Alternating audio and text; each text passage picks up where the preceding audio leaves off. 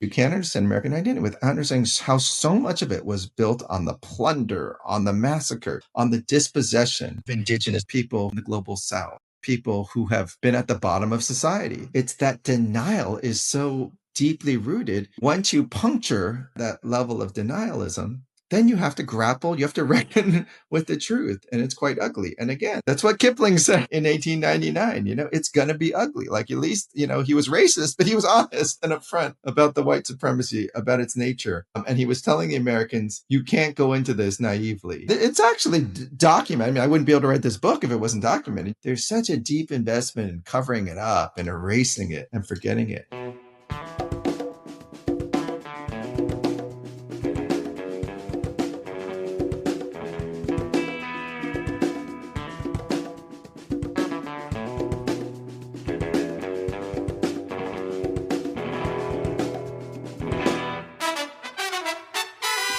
Welcome to episode 300 of the Refuse Fascism podcast, a podcast brought to you by volunteers with Refuse Fascism.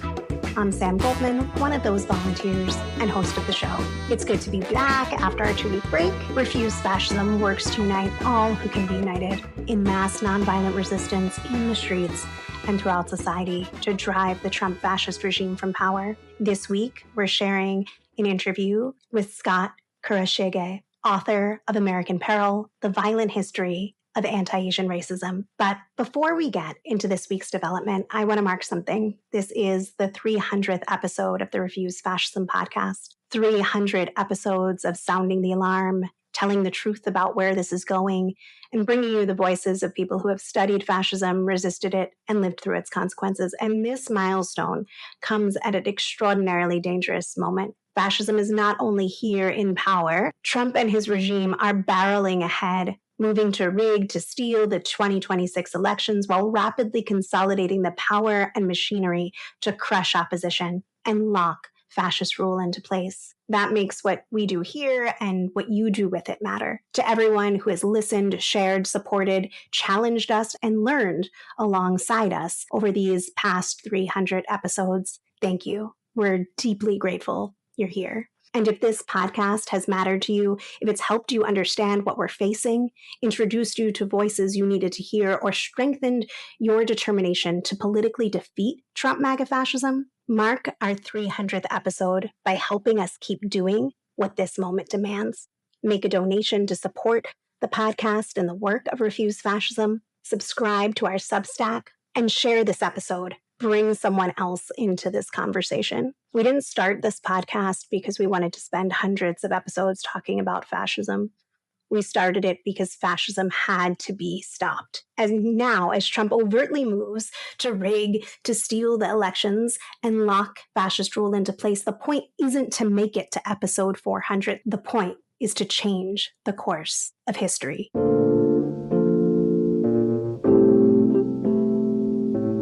This week, we saw a significant development in the evolution of American identity. Trump's latest executive orders attacking birthright citizenship are showing clearly that birthright citizenship to MAGA fascists is their next Roe v. Wade. Like the overturning of Roe v. Wade, like the Muslim ban, they will not stop until they achieve this goal.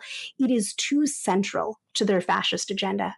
Trump, issued 2 executive orders aiming to strip again, citizenship from babies born to expansive and open-ended categories of parents.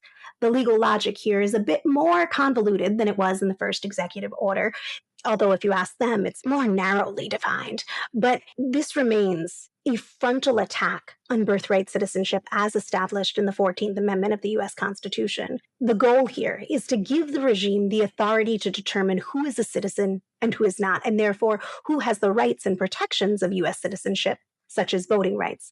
This is in tandem with their efforts to strip non-citizens of any rights whatsoever. This is a key plank in their program of white supremacist ethnic cleansing. This regime right now is hunting human beings, having babies represent themselves in immigration court, locking up tens of thousands in concentration camps across the country. They don't believe that immigrants are full human beings. If these executive orders are not stopped by the courts, they will have immediate effects, putting a target on the back of pregnant people and infants, forcing immigrants even deeper into the shadows. threatening tourists, foreign students, anyone working or spending time in the US for any reason, turning babies into stateless people. But this move also clearly has an eye to shaping the future demographics of American citizenry. The focus on the status of babies, who won't be voting anytime soon, should be a window into the breadth and scope of their program. They are playing the long game for a 1,000-year Reich.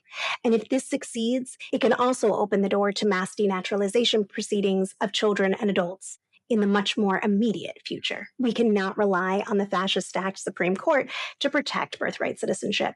The June Supreme Court decision narrowly upholding birthright citizenship, as you'll hear more in the interview featured in this episode, that ruling showed a court teetering on the edge of the precipice, begging Trump to keep trying. And at the same time, Trump's executive orders make clear that Trump is challenging the very legitimacy of the court as a check on his power.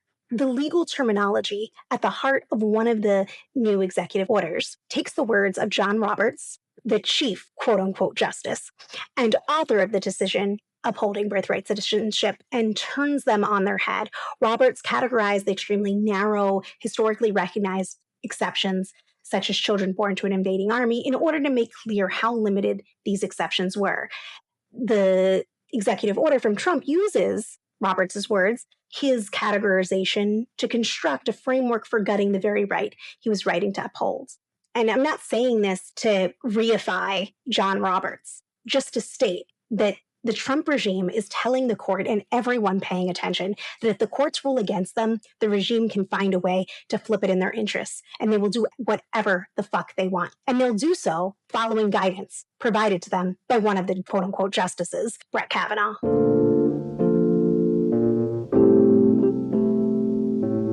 This past Thursday was the 81st anniversary of the nuclear annihilation of Hiroshima, and today, August 9th, marks the anniversary of the atomic bomb dropped on Nagasaki. In the span of 4 days, in 1945, the United States blew up 2 entire cities, killing 130,000 human beings instantly, and hundreds of thousands more over the course of the years ahead. To actually reckon with the full scale of such a crime dashes any illusion of a benevolent United States that could never become fascist. Today, Donald Trump commands a nuclear arsenal of the United States, thousands of times more powerful than what it was in 1945. He has expanded and accelerated the capacity of the U.S. to create more nuclear warheads. He has threatened their use multiple times. He has appointed Pete Hegseth to drop any pretense of the military being beholden to international law or even internal legal oversight. And they have now fired so many missiles into Iran and Yemen and other places as to deplete the U.S. military's stockpile of conventional explosives. The Democrats have opposed some of Trump's military strategy, not because of the harrowing criminality and immorality of a war of aggression, not because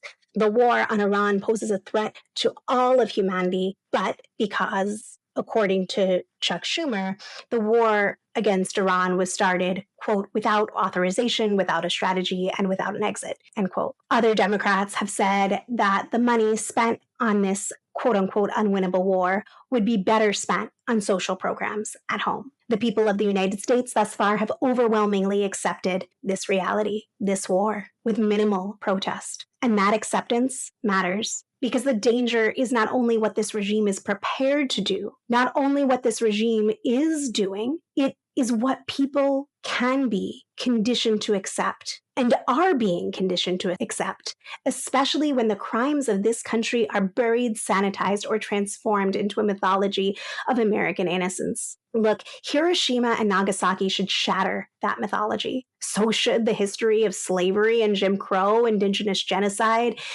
Chinese exclusion, the concentration camps that imprisoned Japanese Americans, and the wars and atrocities carried out around the world. Trump fascism did not fall from the sky. It has grown out of the fetid soil of this country's history. White supremacy, misogyny, xenophobia, conquest, and empire, all of it woven together with the poisonous mythology of American greatness and American innocence.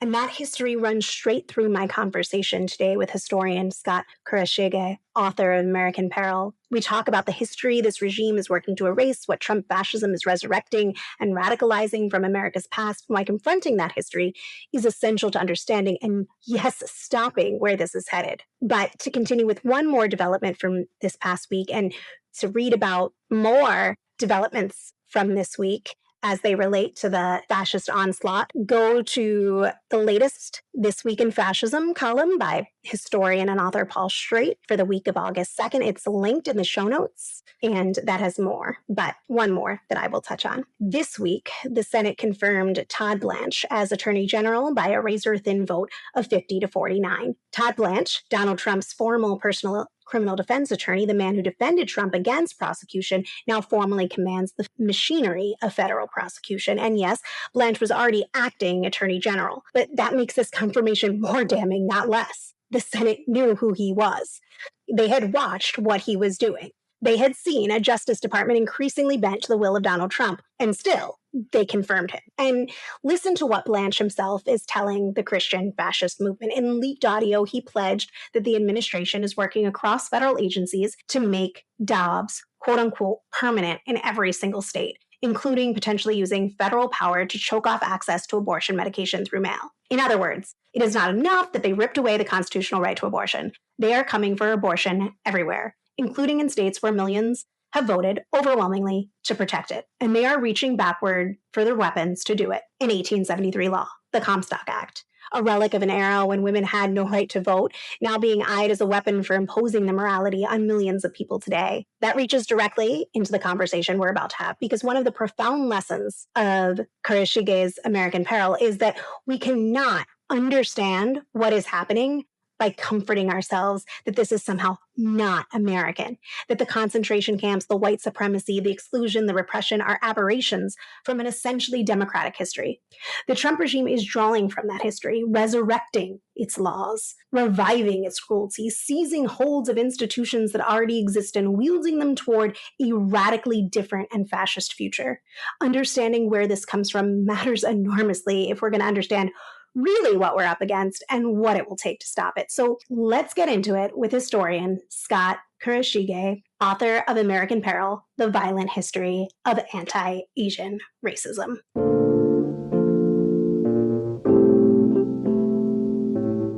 My guest today is author, educator, activist, public speaker, Scott Kurashige, who has studied the problem of anti-Asian violence for over 35 years. Scott's latest book is American Peril, The Violent History of Anti-Asian Racism. And this book traces 175 years of anti-Asian violence and places that violence within a much larger history of white supremacy, colonialism, empire, political power, and also provides a history of Asian American resistance and multiracial solidarity. Scott is also president of the James and Grace E. Boggs Foundation. Welcome, Scott. Welcome to the Refuse Fascism podcast. Thanks so much for joining. Oh, thank you so much for having me. So I want to begin with the book itself and why in this moment, this is such an important book. You wrote it and it came out before the 250th semiquintennial, but I feel that there has been so much attention to conversations about what is America, even a month later. And one of the things that you argue in your book is that the history of anti-Asian racism isn't, a series of isolated, horrific incidents or periodic eruptions of prejudice, but has been a reoccurring feature of American history that is deeply connected to this nation's overall history of white supremacy, empire, and misogyny. And I wanted to hear from you on why did you decide that this was a book that needed to be written? And why is this history so urgent for people to understand now? I'd say there's a long-term and a more recent answer. For me, I went to college in the late 80s, and this problem of anti-Asian violence became really significant, particularly through the tension surrounding the murder of Vincent Chin, which I document and other scholars and activists have documented because it was such a brutal killing. Two white men, one was heard shouting certainly racist language towards Vincent Chin, but it wasn't just the murder. It was that they were completely given a slap on the wrist by the justice system.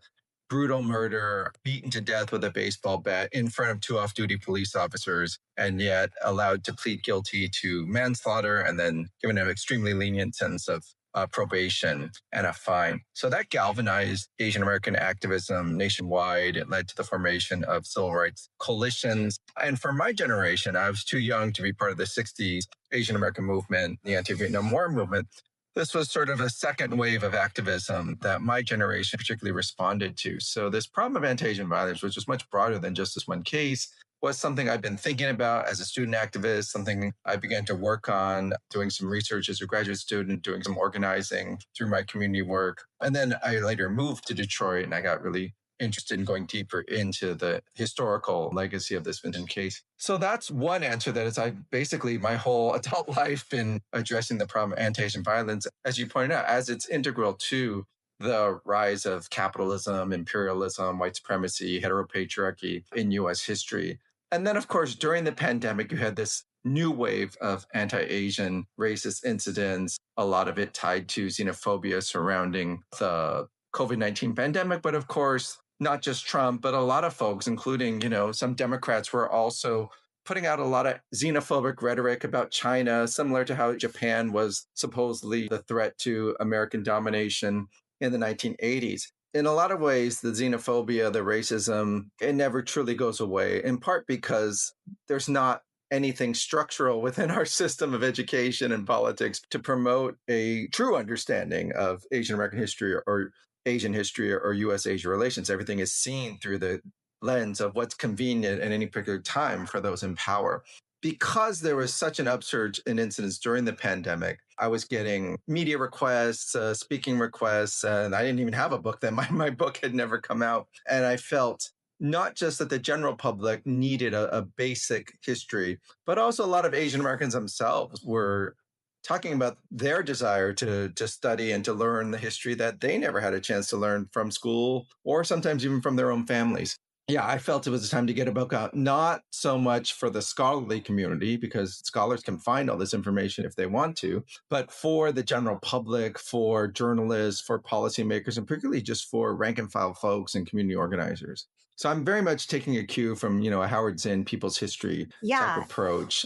And it is so accessible, I think, in the way that Zinn's work was accessible. You didn't need to be a historian to read a people's history. And I feel like there is something right now amongst people who do care. There's this question of how we got here. You don't know where you've been. You don't know where you're going. Or you, better worded, you don't know where they're trying to take you, I think is probably more apt in this situation. And so I think that there's something really, really helpful about having, a text with so many rich examples of this history and walking through things that people don't on the surface see the connection, that a lot of things post COVID and people being assaulted, people being killed, which these things occurred, they are real, or the stereotypes or that kind of language usage and things like that. And I think that one of the things that gets sometimes obscured is like the state violence in people's everyday conversations, because they're trying to stop what they see on the ground.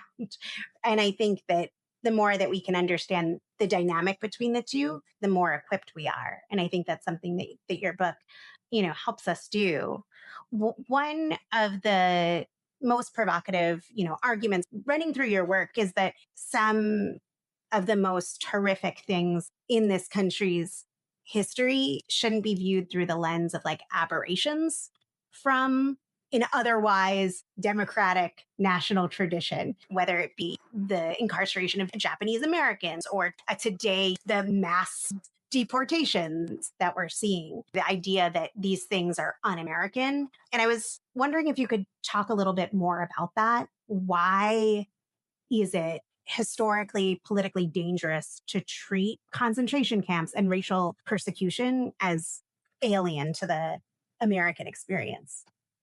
Yeah, I recall, when Biden was president, he signed this COVID-19 Hate Crimes Act in response to policymakers and members of the public demanding some kind of action, in response to all these anti-Asian incidents. Biden said those exact words, this is un-American. And, of course, shortly after, he's continuing to fund and green light a genocide in Gaza. And in fact, those two things have always gone hand in hand. This rhetoric of American exceptionalism, the U.S. is the shining, city on a hill, creating a beacon of light, pathway for freedom and justice for all. And of course, certainly there is a difference between a policy that does welcome in some refugees from around the world who are fleeing persecution and a policy that says only white South Africans, are the truly oppressed people deserving of refugee status. So they're not to say there's no difference in policymaking, but there's no doubt that under Republicans and Democrats, under liberals and conservatives, there has been a policy of white supremacy, of empire, of capitalist hegemony at the forefront.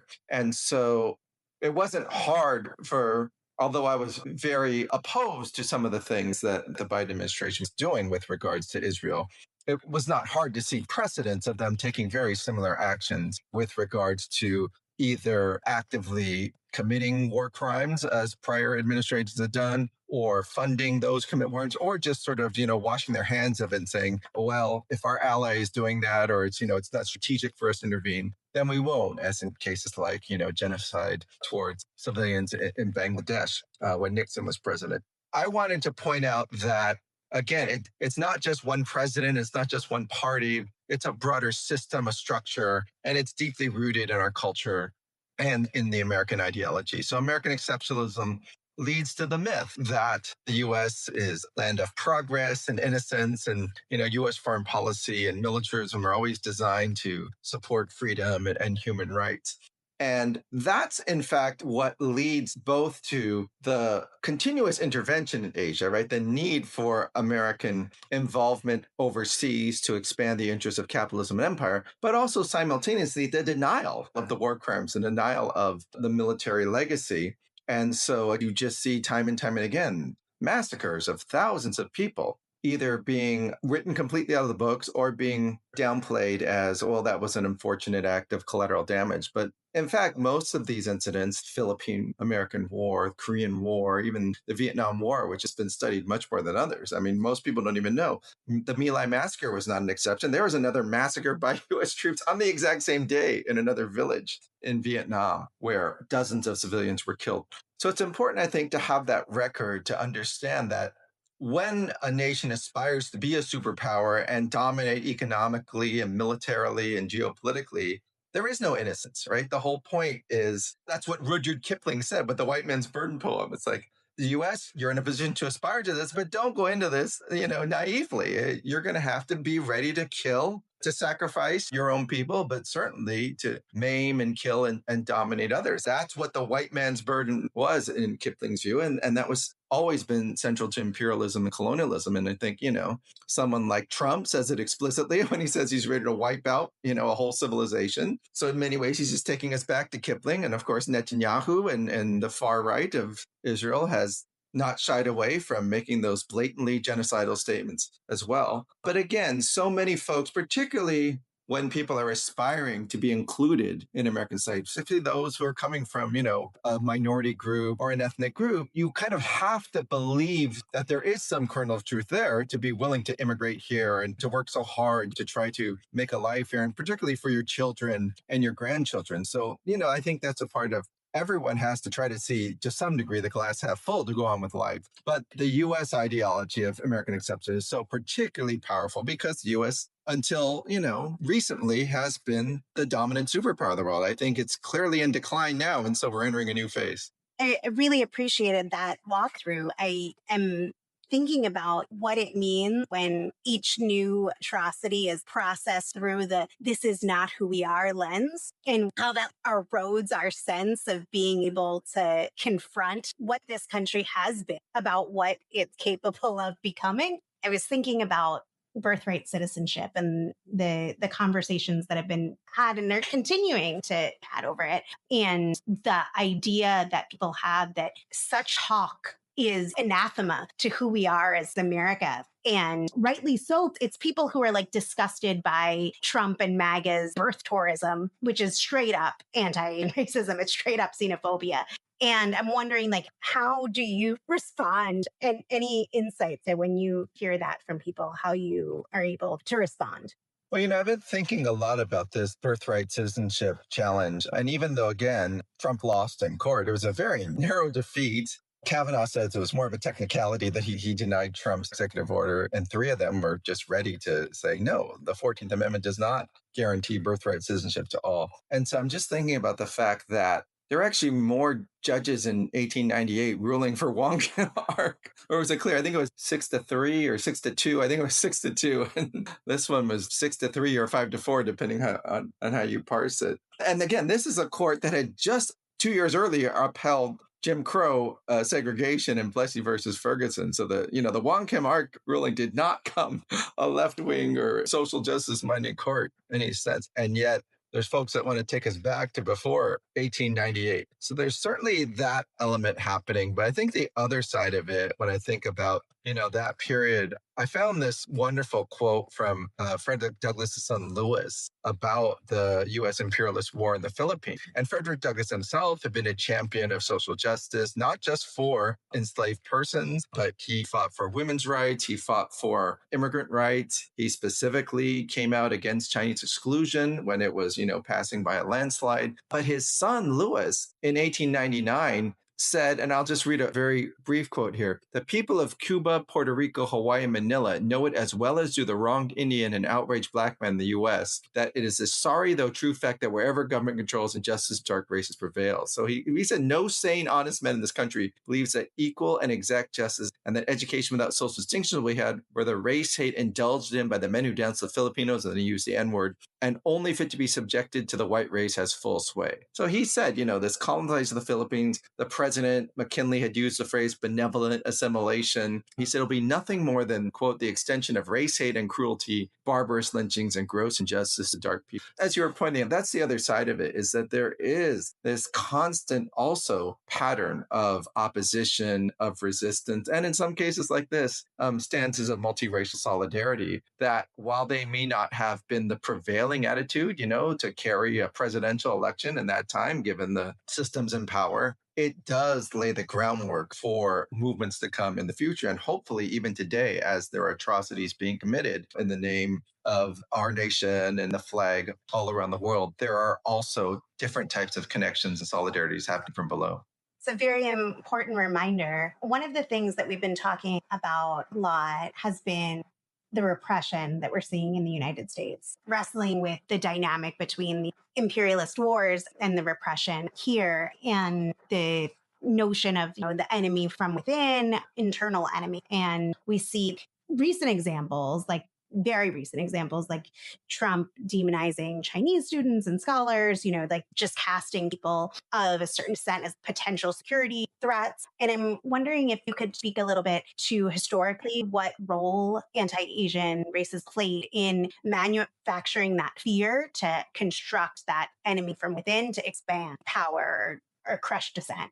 I think anti-Asian racism has played a major role in boosting American militarism, certainly promoting, the permanent establishment of overseas bases, other types of investments in the military-industrial complex. And of course, it's been used by many different political elements in our society for political opportunism. And Alexander Saxton, the late historian who was brilliant and somebody I learned a lot from, talked about Chinese immigrants as the indispensable enemy because everybody rallied behind anti-Chinese racism as a means to boost political support at a time, again, when Asian Americans could not become naturalized citizens, therefore no Asian immigrants vote, and so on. The Chinese immigrants were subject to such malicious violence. There were, according to historians, 186 Chinatowns that were just wiped off the map during that exclusion era by mobs, sometimes using violence, sometimes threatening violence was all they had to do.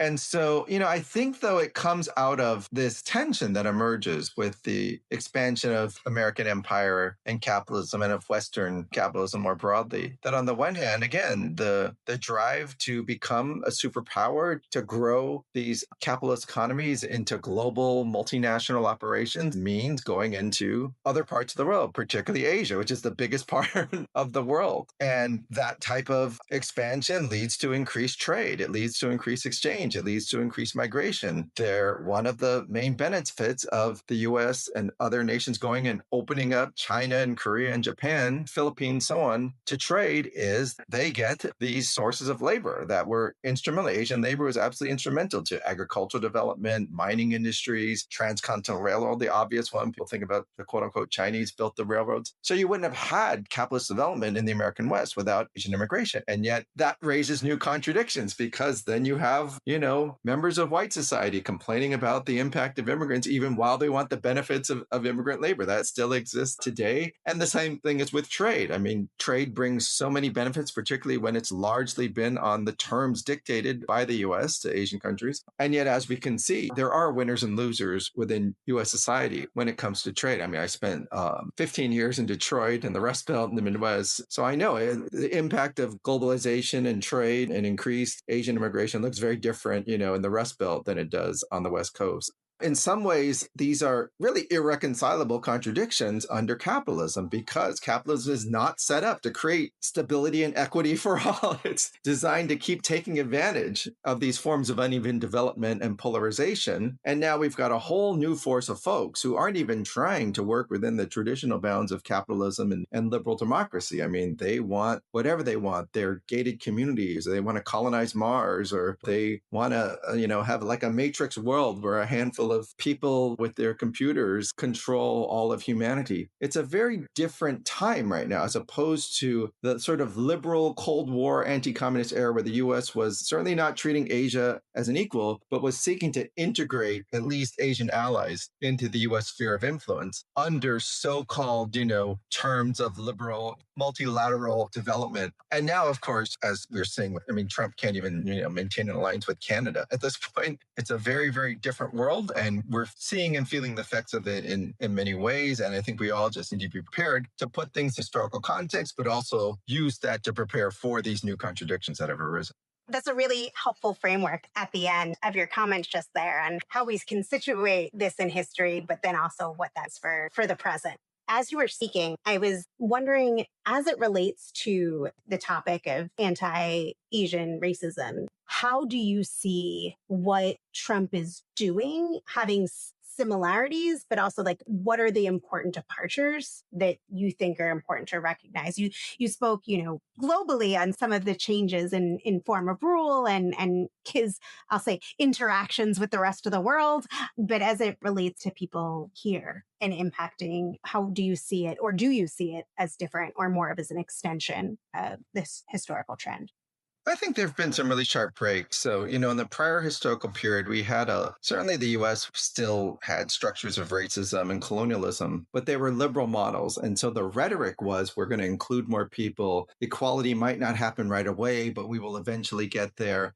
Of course, a lot of that was purely rhetorical. There was never a deep commitment. There were all these contradictions, but there were these openings for immigrants, for refugees, for trade. There were examples of steps towards combating discrimination. So for instance, for Asian Americans, before 1965, it was almost impossible to immigrate to this country. Between 1924 and 1952, it really was almost impossible. And Filipinos could come for a brief period when they were still a colony of the US. A handful of people come, say, women marrying U.S. servicemen in Asia and coming here as military brides. But for the most part, there was nothing approaching any kind of significant numbers of Asian immigration for an extended period. And then that changed. And then there were opportunities, in small business and education. There was a push for Asian American studies that started alongside the push for Black studies, Native American studies, Chicano Latino studies. So there were a lot of examples. For one time, even, the Democratic Party had really exclusionary and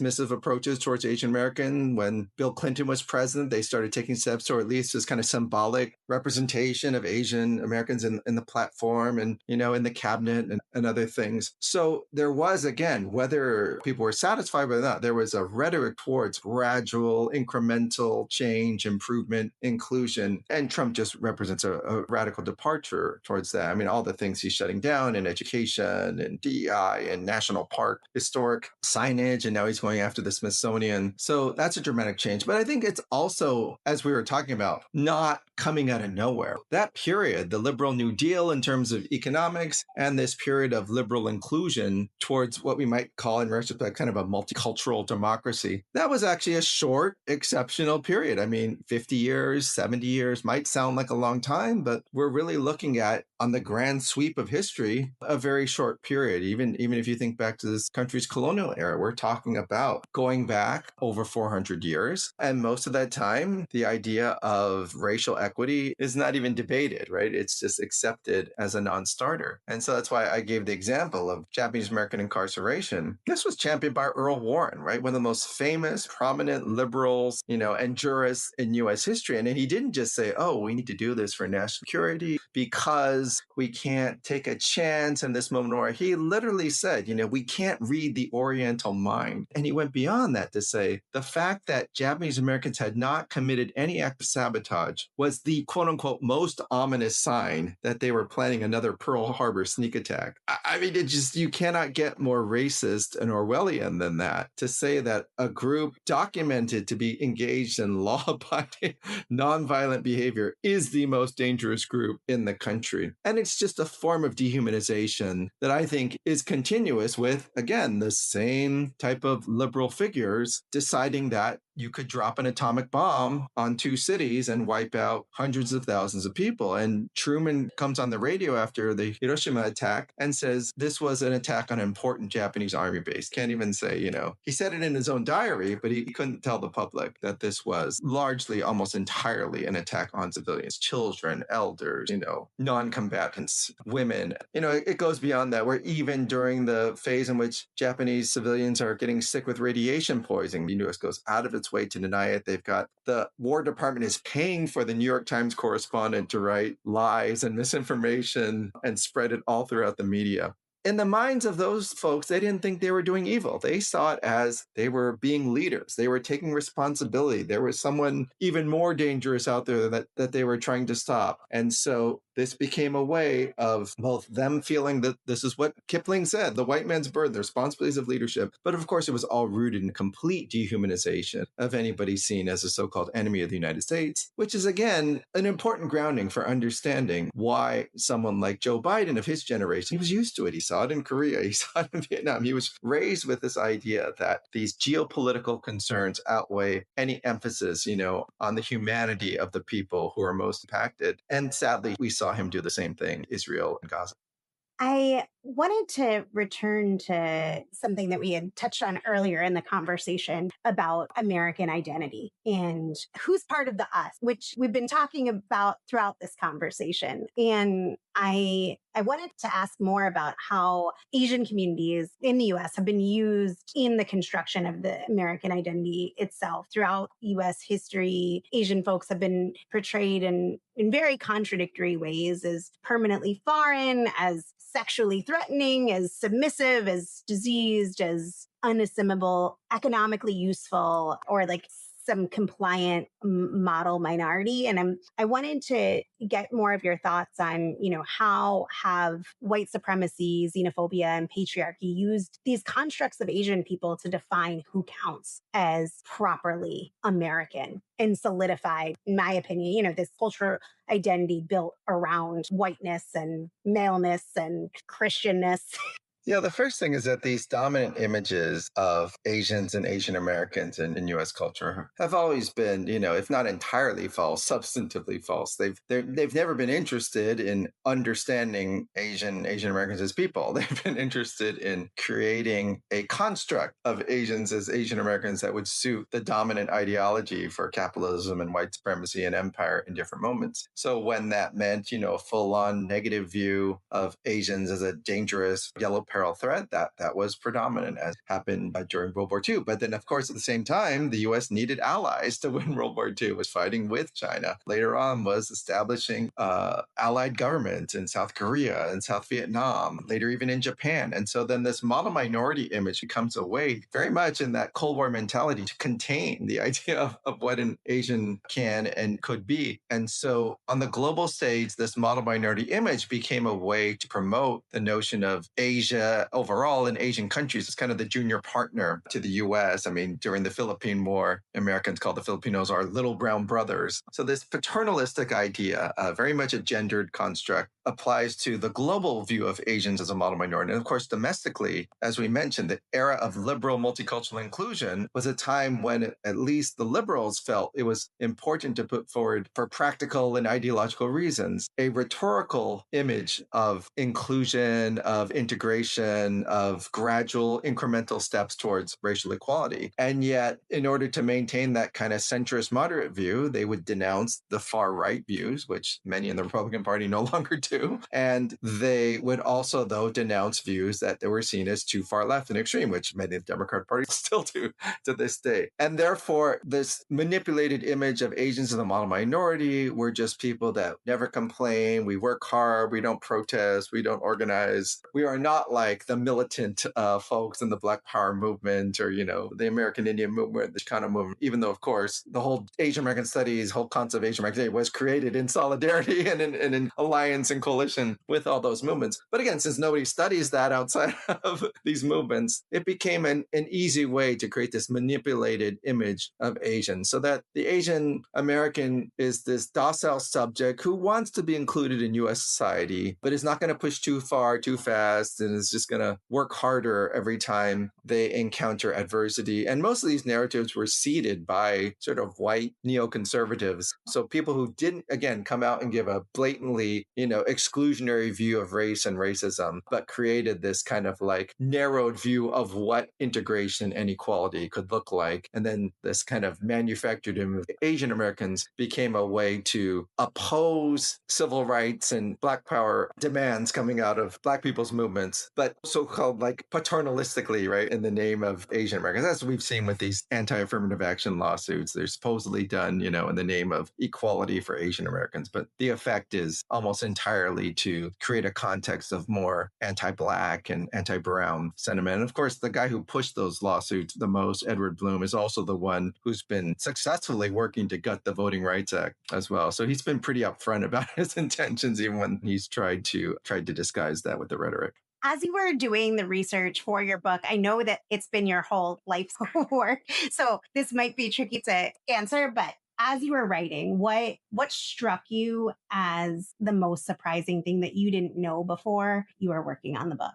I'll say a couple things. One is that, we saw after the Atlanta spa shootings, which was one of the catalyst events that got people to talk a lot more about anti-Asian racist violence. March of 2021, this white gunman went into several of these Atlanta area spas, ended up killing 8 people, 6 of them were Asian women. And the first report from the press conference, a sheriff spokesman said, well, it's not racially motivated. He said he just had a really bad day. So, that wasn't a shock to me. It was a terrible press conference, and it turned out the spokesman had racist anti-China virus memes on his social media while he was doing that. But I guess I was surprised how easy it was to actually find, after all these tragic incidents of Asian people being killed, that exact same phrase being used over and over again. I mean, I knew the sentiment existed, but when I actually was going through reading interviews with policymakers, with sheriffs, police chiefs, media figures, literally happened again and again. I mean, one of the worst school massacres in U.S. history occurred in 1989, 10 years before Columbine. A gunman who had been heard by others using anti-Asian rhetoric, had been saying that like the Vietnamese are commies who are taking jobs away from Americans. He was mad about the Vietnam War. He was mad at other Asians, and he was racist towards other people of color too. But he goes and shoots up an entire playground of children at an elementary school. The school is 2/3 Southeast Asian refugees. I think they had a bilingual program there, so it was kind of a magnet school for some of them. And all of the children killed and most of those wounded are young Asian, Southeast Asian kids. And yet the police come come out and say, we may never know what his motivation was. And the New York Times star reporter says there's no evidence that he harbored any special animosity towards Asians. And now it'd be one thing if they said, well, we're not sure yet. We're waiting for all the facts to come in.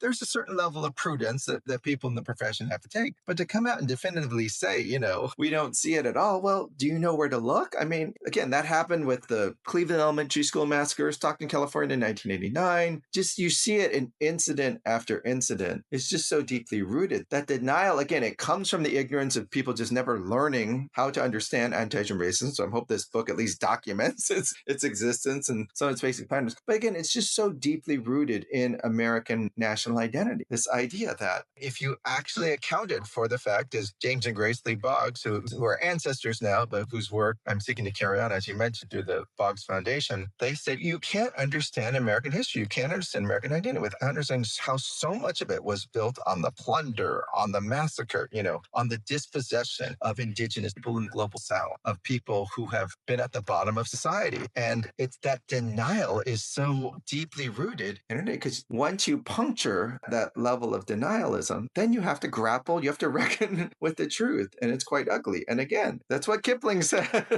in 1899. It's going to be ugly. Like, at least he was racist, but he was honest and upfront about the white supremacy, about its nature. And he was telling the Americans, you can't go into this naively. And so the reality is, and it's actually documented. I mean, I wouldn't be able to write this book if it wasn't documented. You can find so many stuff how it's documented, but there's such a deep investment in covering it up and erasing and forgetting it. And I think we see that so much. I think the connection I'm trying to make there is even with individuals. So many, and it's not just Asian Americans, it's women who've been sexually harassed or assaulted.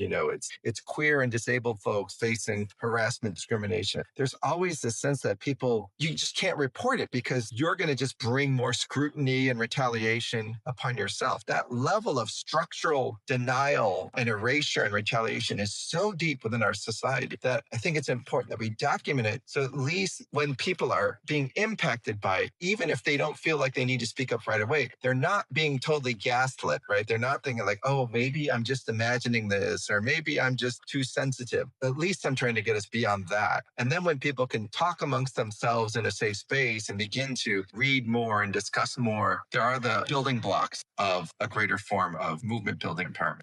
Really essential. And I think, this point about the erasure and the gaslighting is being taken to a whole new level. There's what happens in, people's individual lives. And then there's like the collective, what humanity has experienced being outright denied by this regime. You brought it up earlier about the Trump regime attacking museums, NPS sites, universities, historians.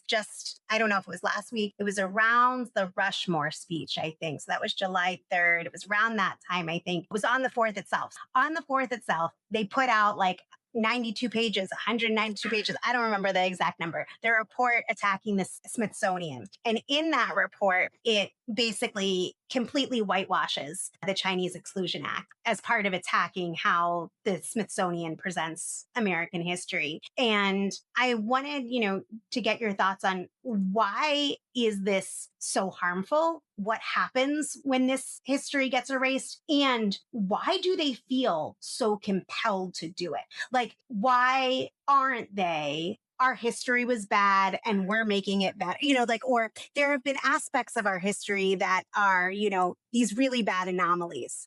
But overall, we've been carrying the mantle of democracy, or we're expanding democracy.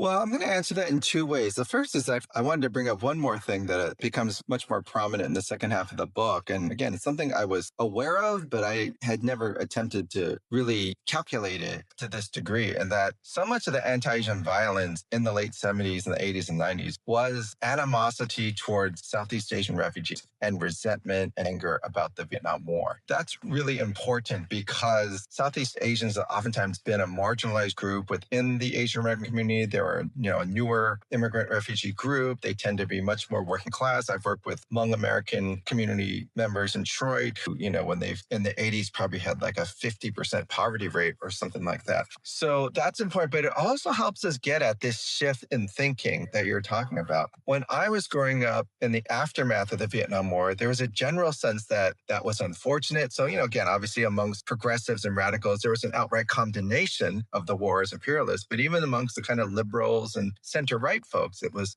we need to learn from our mistakes. Colin Powell did this whole doctrine, right? You don't start a war unless you have decisive power, a clear objective, a clear exit strategy, so on. And Pete Hegseth and his ilk have a totally different view. I mean, their view is we neuter the, macho American soldier, right? This whole thing about wanting testosterone testing and increasing gendered requirements for who can be in the military. Their argument is that the U.S. always kicks ass, and it's only these kind of weak-kneed, liberal, bureaucratic measures and liberal leaders that stop us from winning. Like if the U.S. had just used nukes, or if it had unleashed the full power of American force, the U.S. would have just wiped Vietnam off the map and would continue, to dominate. And of course, they're taking that same mentality to Iran now, and they're losing that war. So of course, they have a lot of power to massacre civilians, as we saw them do, the girls' school in Manap. It doesn't mean, as Colin Powell pointed out, that you're going to win these wars, but maybe they're not even trying to win the wars. I mean, maybe all they're trying to do is have a very, very short-term, goal of mobilizing, their political power. And the Peter Thiels and the billionaires and the Elon Musk of the world, I figure, like, if the world is in tatters and the liberal order is in disarray and everybody blames it on George Soros, that somehow these guys, again, with their paramilitary, forces and militias and walled cities will somehow force everyone else back into a feudalist state or something. But I think the thing there is certainly, the center right is basically dead. There is no material basis and social force on the center right to continue that liberal view of inclusion and reform and incremental change, right? And so again, we're seeing that with the way they think about militarism. We're seeing how they think about history. We're seeing how they think about, it's going back to Rudyard Kipling, that naked white supremacist view of domination. I think on the center left, there still is a deep commitment, right? A lot of these institutions, the universities, the nonprofits, the cultural institutions, certainly the Democratic Party itself, have this deep investment, and they are the establishment. And they still want to be able to say, no, we can address poverty and discrimination, and we can be inclusive of everyone, but let's not go too far too fast for all kinds of reasons. And so you see more of that tension and conflict happening within these like Democratic primaries. I just came back from Michigan, primary there. We're seeing it in Maine. We're seeing it in Wisconsin. Really interesting race right there, where Asian American woman Francisca Hong seems to be polling, but not dominating the race right now. The centrists are trying to unite to defeat her. So I'm not interested in bringing up these political campaigns for the sake of getting into the nuts and bolts of the horse race, but to see this broader context in which on the right, they've really consolidated around a MAGA far right, overtly white nationalist, if not overtly even white supremacist. Certainly there are a lot of white supremacists in their group. Obviously, there are some senators in the Republican Party that would at least on paper say they disavow white supremacy. But certainly going back to that full-on white nationalist view, no regard for that type of inclusion and incremental reform that for a long time sort of united both parties. To the left of center, I think, again, you still see that deep tension. And that's why so many, I think, in these fields, I've worked a long time in the university system, are kind of lost and in disarray, because you can't have a system of scientific research and higher education and social policy that only exists in half the states in the country. It's not going to be coherent. You can't have the infrastructure. You can't have consistent policy. You can't do the type of planning. And yet those folks were put into positions of power because they only know how to perpetuate the systems, the institutions that exist. I mean, that's what got them those jobs as university presidents and, and senators. And so now we're seeing insurgent challenges to it, but we're also still seeing a lot of folks trying to just hang on to the power and rationalizing it in ways that are just kind of, I think, politically and intellectually incoherent because they've never had to argue for. That's Emmanuel Wallerstein, someone that Grace Lee Boggs and I got to know really well. And he pointed out for 150 years, the liberals always presented themselves, no, we are the hegemonic center. They didn't have to argue for their ideology. They owned the hegemonic center. And now they're one of many competing to define and shape what this new system is going to be. And they're not very good at that because they've never had to be in the position to do that. I want to thank you so much for taking the time to discuss your book. For your book itself, the book again is American Peril, The Violent History of Anti-Asian Racism, and it will be linked in the show notes. Is there anything else that you want to direct people to? We'll link to your website, of course. Is there anything else that I might be missing? If just people are interested in understanding where these broader underlying ideas and concepts come from, so much of that, as I mentioned, comes from my work with Grace Lee Boggs. And so I co-wrote a book with her called The Next American Revolution, Sustainable Activism for the 21st Century. It's not specifically about all the issues in this book, but I think there is certainly a political and historical connection between the two books. And of course, always support your local independent seller as much as possible, or just get it from a library. Ask your library to stock it. Absolutely. Thanks again. Thanks for listening to Refuse Fascism. Before we close out episode 300, I do want to take a minute to thank the people who make this podcast possible. Mark Tinkelman, Richie Marini, Lena Thorne, thank you for everything you put into the show week after week. Much of it work that nobody listening ever sees, but work that everybody listening gets to hear. In addition, much appreciation to Deborah Sweet and the transcription team. Much appreciation to all our patrons, our Substack paid subscribers, our monthly sustainers. We could not do this work without you. Thank you to the hundreds of guests who have given us their time and their thinking, who have helped us understand the intricacies of what we're facing and challenged us to see things we might not have seen otherwise. And thank you to all of you who listen. Some of you have been with us for years. Some of you have written to me about an episode that struck you, one that scared you, one that made you furious, or helped you find the words to talk to somebody else about what's happening. I read those messages and they mean a lot. You can get in touch with us by DMing us on social at Refuse Fascism, writing us via Patreon or Substack, or emailing Samantha Goldman at refusefascism.org. But I don't want to end episode 300 celebrating that we made it to episode 300, that we made 300 episodes, because frankly, I wish there were no reason for this podcast to exist. We started this because we saw Trump MAGA fascism advancing and knew it had to be stopped and only could be by the power of the people. And now we're living through what we warned about, with the stakes getting higher by the day. So please don't just listen to this and move on with your week. If you value this podcast, donate, subscribe to our Substack, send this episode to somebody who isn't already listening. And most importantly, take up the demand. Trump must go now.